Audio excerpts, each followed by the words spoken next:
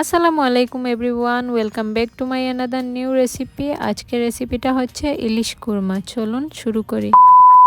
কুরমার জন্য লাগবে ইলিশ মাছ, নিয়ে নিলাম 4-5টা কাঁচামরিচ, 1/3 কাপ পেঁয়াজ বেরেস্তা, 6-7টা কাঠবাদাম, 2 চামচ ঘি, 1/3 কাপ টক দই, 1 কাপ লিকুইড দুধ।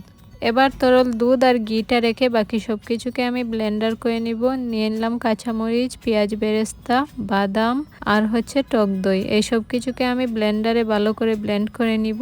এবার ম্যারিনেট করার পালা। এই মিশ্রণটার মাঝে আমি একে একে সবগুলা মাছ দিয়ে দিব আর ভালো করে মাছগুলোর গায়ে মশলা লাগিয়ে নিব।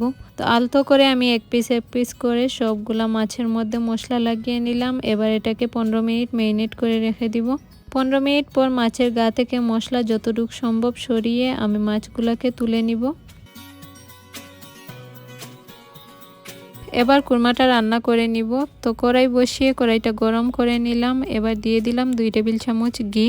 ঘিটা মেল্ট হওয়ার পর দিয়ে দিলাম সামান্য পরিমাণে পেঁয়াজ কুচি। পেঁয়াজটা কিন্তু খুব ভালো করে কুচি করে নিতে হবে। তো পেঁয়াজটা অনবরত নাড়াচাড়া করে ব্রাউন কালার করে ভেজে নিতে হবে। তো ব্রাউন কালার হয়ে গেছে। এবার আমি দিয়ে দিব মাছের যে অবশিষ্ট মশলা ছিল সেগুলা। মশলাগুলো ভালো করে দিয়ে দিলাম আর বাটিটাতে অল্প একটু পানি দিয়ে অবশিষ্ট যে মশলা ছিল সেগুলোও দিয়ে দিলাম। এবার অনবরত নাড়াচাড়া করে ভালো করে মশলাটাকে কষিয়ে নিব। মশলাটা একটু ভালো করে ভেজে নিয়ে এর মধ্যে আমি ম্যারিনেট করা মাছগুলো দিয়ে দিচ্ছিলাম।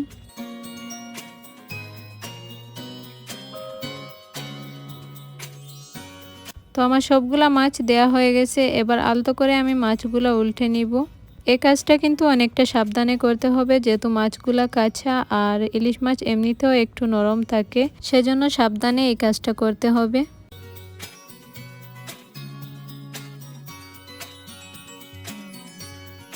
আর এই তো আমার সবগুলা মাছ উল্টে দেওয়া হয়ে গেল আর মশলার গা থেকে কিন্তু তেল ছেড়ে দিছে। এবার আমি এ পর্যায়ে এর মধ্যে দুধ এড করে নিব। আর এখানে দুধটা আমি আগে থেকে জাল করে নিয়ে নিলাম।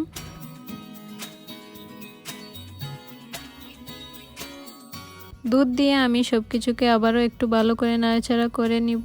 আর এ পর্যায়ে আমি এখানে দিয়ে দিচ্ছি 3টা আস্ত কাঁচামরিচ। এটা শুধু ফ্লেভারের জন্য দেয়া। আবারও একটু নাড়াচাড়া করে আমি ঢাকনা দিয়ে 5 মিনিট রান্না করব। আমি কিন্তু এখানে এখনো লবণ এড করিনি। তো 5 মিনিট পরে ঢাকনা তুলে আমি এবার লবণ এড করে নিচ্ছি। এখানে আমি 1 চামচ লবণ দিয়ে দিচ্ছি। আপনারা স্বাদ মতো যা যতটুকু প্রয়োজন ততটুকু দিয়ে দিবেন। আবারও একটু ভালো করে নাড়াচাড়া করে আমি ঢাকনা দিয়ে ডেকে আরও 5 মিনিট রান্না করব।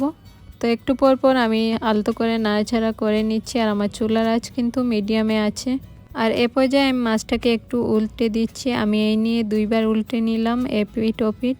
তো কুরমার সাথে খাওয়ার জন্য আমি ওই চুলায় সাদা পোলাও করে নিচ্ছিলাম। মাছগুলো উল্টে দিয়ে আমি আবারও ঢাকনা দিয়ে ডেকে রান্না করলাম আরও 2-3 মিনিট। আর এই তো আমার কুরমা রেডি হয়ে গেছে। এবার চুলার আঁচটা বন্ধ করে আমি রেখে দিব 5 মিনিট। তারপর এর উপরে পেঁয়াজ বেরেস্তা দিয়ে দিচ্ছি।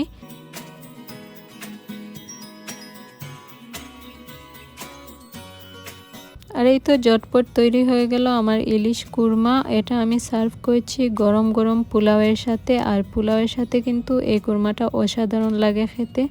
আমার এই ভিডিওটা কেমন লাগলো অবশ্যই কমেন্টস করে জানাবেন। যদি ভালো লাগে রেসিপিটা ট্রাই করবেন, আর যারা ট্রাই করবেন তারা কিন্তু কমেন্টসে শেয়ার করতে ভুলবেন না। এই তো অনেক রান্নাবান্না করেছি, এবার আর লোভ সামলাতে পারছি না। গরম গরম কুরমা আর পোলাও দিয়ে খেতে বসে পড়লাম। তো আপনারাও ট্রাই করবেন অবশ্যই। আজকের ভিডিওটা এ পর্যন্ত। আল্লাহ হাফিজ।